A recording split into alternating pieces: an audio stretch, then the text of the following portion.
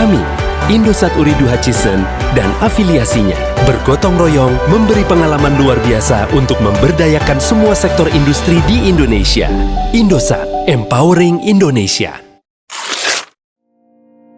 Assalamualaikum warahmatullahi wabarakatuh. Halo semuanya, perkenalkan kami perwakilan dari kelompok 6 kelas akuntansi finansial B. Nah, pada kesempatan kali ini kami akan menyajikan mengenai company profile dari PT Indosat Ooredoo Hutchison. Selamat menyaksikan semuanya. Sebelumnya, perkenalkan saya Rian Akbar Bintang Setiadi dari Manajemen Bisnis dengan RP belakang 049. Halo semua, perkenalkan saya Azhara Gaisa Safira dengan 3 digit NRP terakhir yaitu 051. Perkenalkan, nama saya Kisyana Juelisya Azhara dengan NRP 5031251053. Perkenalkan, saya Maritza Firda Zahira dengan NRP 5031251063. Perkenalkan, nama saya Arkan Kelani Unsevi dengan NRP 50312511093.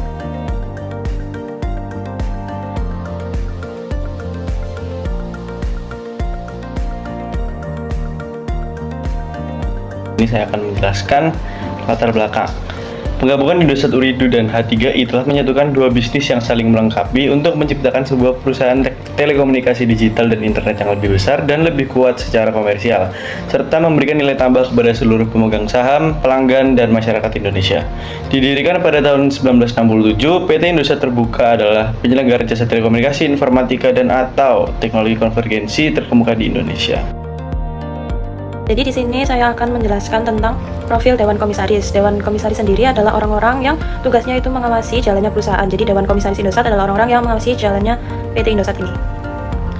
Dan di Dewan Komisaris ini ada beberapa jabatan. Yang pertama ada Halim Alamsyah sebagai Komisaris Utama, yang selanjutnya ada Fokining Janing sebagai Wakil Komisaris Utama, Aziz Ahmad M. Alunman Fakro sebagai Wakil Komisaris Utama, Ahmad Abdul Aziz A.A. Al-Neama sebagai Komisaris, F. Timoyos Sokani sebagai Komisaris, Sugito Walujo atau Patrick Walujo sebagai Komisaris, Woju Mantlif sebagai Komisaris, Rene Heinz Werner sebagai Komisaris, Cheung Kwan Hoi sebagai Komisaris, Mary Jalnur sebagai Komisaris. Selanjutnya ada Rudiantara sebagai Komisaris Independen, ada Ajay Bahari sebagai Komisaris Independen, Elisa Lumbanto Ruan sebagai Komisaris Independen, Wijayanto ST atau Wijayanto Samirin sebagai Komisaris Independen. Selanjutnya ada Hernando sebagai Komisaris Independen dan Syed Makbul Quadar sebagai Komisaris Independen. Kemudian untuk Dewan Direksinya sendiri adalah ditempati oleh Vikram Sinha selaku Direktur dan Chief Business Officer. Kemudian ada Ahmad Zulfikar sebagai Direktur dan Chief Strategy dan Execution Officer. Yang ketiga ada Syed Bilal Kazmi yaitu Director dan Chief Commercial Officer. Desmond Chung sebagai Director dan Chief Technology Officer. Niki Lee Ji-hung sebagai Director dan Chief Financial Officer. Kemudian ada Muhammad Puldiansyah sebagai Director dan Chief Business Officer. Dan yang terakhir ada Irsyad Syahroni sebagai Director dan Chief Human Resource Officer. Ini merupakan komposisi dari pemegang saham di Indosat. Yang terbesar adalah Ooredoo Hutchison Asia sebesar 65%, seperti gambaran tersedia, dan dilanjutkan oleh masyarakat non-warkat sebesar 16%, yaitu masyarakat yang memegang saham dengan cara lembaran elektronik. Dilanjutkan dengan PT Perusahaan Pengelola Aset, yaitu perusahaan sebesar 9,6%, dan juga PT 3 Telekomunikasi sebesar 8,3%. Dilanjutkan dengan Vikram Sinha sebesar 0,2%, dan masyarakat yang warkat dalam tanda kutip lembaran fisik sebesar 0,015%. Dilanjutkan dengan direksi dan yang lain-lain 0%. Itu ditulis 0% dikarenakan harus ada transparansi dari pemegang saham, karena mereka dapat melakukan buyback kapan saja. Jadi untuk transparansi yang jelas wajib ditulis berapa persentase saham yang mereka pegang saat ini. Selanjutnya yaitu ada laporan posisi keuangan, yaitu sebuah laporan yang menyatakan aset, liabilitas atau kewajiban, dan juga ekuitas atau modal suatu perusahaan dalam suatu periode tertentu, dan biasanya disebut balance sheet.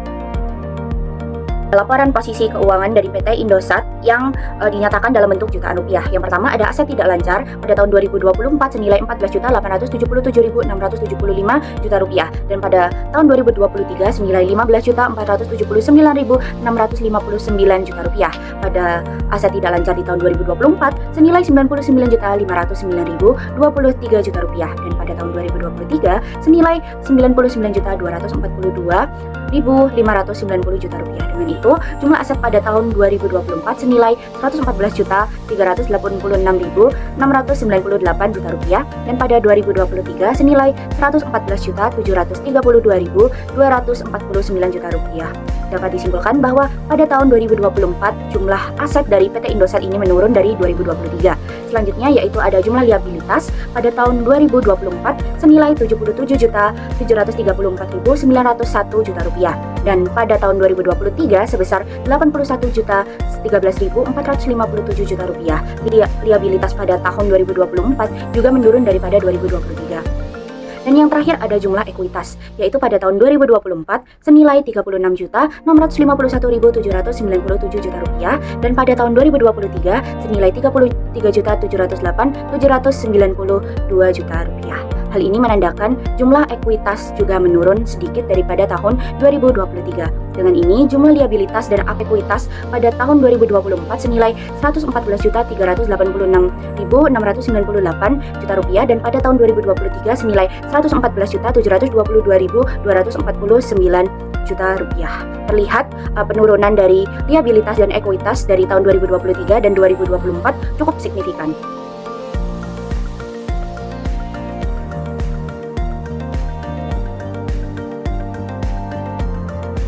Nah, di sini saya akan membahas tentang laporan perubahan ekuitas PT Indosat Tbk.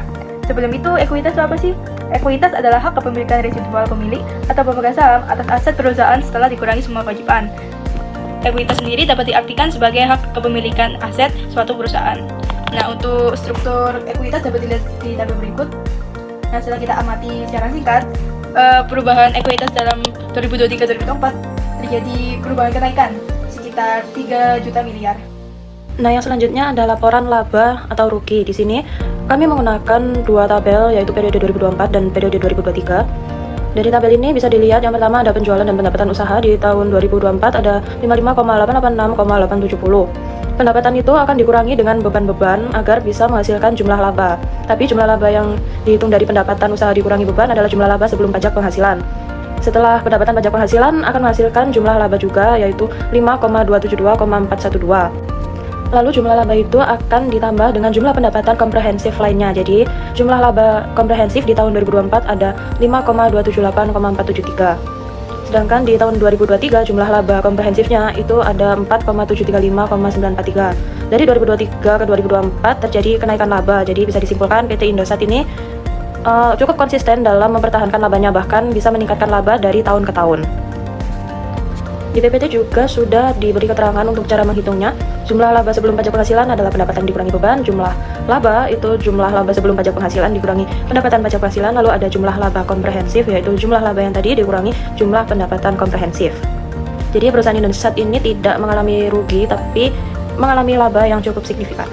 Dan untuk beban yang paling banyak memakan adalah beban penyusutan dan amortisasi, karena Indosat butuh banyak aset jaringan, jadi tentu saja penyusutan pasti memakan biaya yang lumayan tinggi. Selanjutnya yaitu laporan arus kas yang terbagi menjadi 3 bagian, yaitu yang pertama operasional, yang kedua investasi, dan yang ketiga pendanaan. Laporan ini dinyatakan dalam jutaan rupiah. Yang pertama adalah operasional, yaitu kas dari pelanggan dan bunga, pengembalian pajak dikurangi pembayaran ke pemasok, karyawan, pajak, dan biaya keuangan. Pada tahun 2024 senilai 19.096.086 juta rupiah. Pada tahun 2023 senilai 17.680.485 juta rupiah. Hal ini menandakan bahwa tahun 2024 arus kas dari aktivitas operasional mengalami kenaikan. Yang kedua yaitu investasi, penjualan atau pembelian aset tetap, instrumen keuangan, dan dividen investasi. Pada tahun 2024 senilai 12.464.804 juta rupiah dan tahun 2023 senilai 10.771.189 juta rupiah. Pada tahun 2024 mengalami kenaikan arus kas aktivitas investasi. Dan yang terakhir ada pendanaan, yaitu pinjaman baru dan penjualan saham treasury dikurangi pembayaran pinjaman, obligasi, liabilitas sewa, dan dividen. Pada tahun 2024 senilai 7.380.381 juta rupiah. Pada tahun 2023 senilai 7.380.381 juta rupiah. Yang artinya laporan arus kas pada tahun 2024 dan 2023 tetap.